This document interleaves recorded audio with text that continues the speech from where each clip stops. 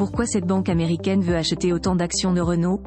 Alors que le CAC 40 a perdu plus de 1%, la situation semble plus prometteuse pour Renault. En effet, le constructeur automobile s'est démarqué en affichant des indices à 2,6%.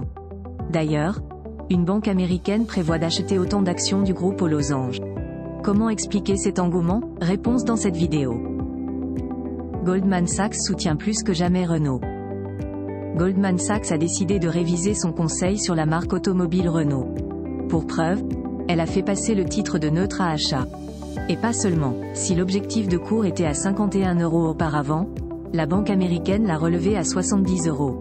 Un chiffre équivalent à environ 40% à l'action. Goldman Sachs mise sur les nouveaux produits que le groupe Losange prévoit de commercialiser cette année, à savoir le Scénic E-Tech, la Renault 5, la Citadine R5 version électrique proposée autour de 25 000 €, le Rafale ou encore le Dacia Bigster. La banque parie davantage sur la Renault 5 qui, selon elle, est l'une des offres les plus intéressantes du marché européen. Son prix va bien au-dessous de celui de la marque chinoise Dolphin ou plus précisément du modèle BYD. Au vu de ces chiffres, l'investissement PEA vous tente? Assurez-vous d'abord d'avoir toutes les cartes en main avant de foncer. Fortuny, une agence spécialisée dans ce domaine, a justement pour mission d'évaluer votre profil en tant qu'investisseur, avant de vous orienter vers le placement le plus adapté. Ce formulaire ci-dessous vous permettra d'entrer en contact avec l'un de leurs experts. Prédiction de la banque américaine, des surplus de revenus pour Renault. Les produits réalisés par Renault sont destinés à de nouveaux segments.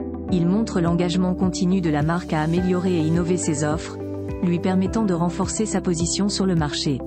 La banque américaine anticipe d'ailleurs une augmentation des revenus, soit à 15,6% puis à 23,8% en 2025, avec un impact sur le résultat opérationnel de 21,5% cette année contre 30,5% en 2025.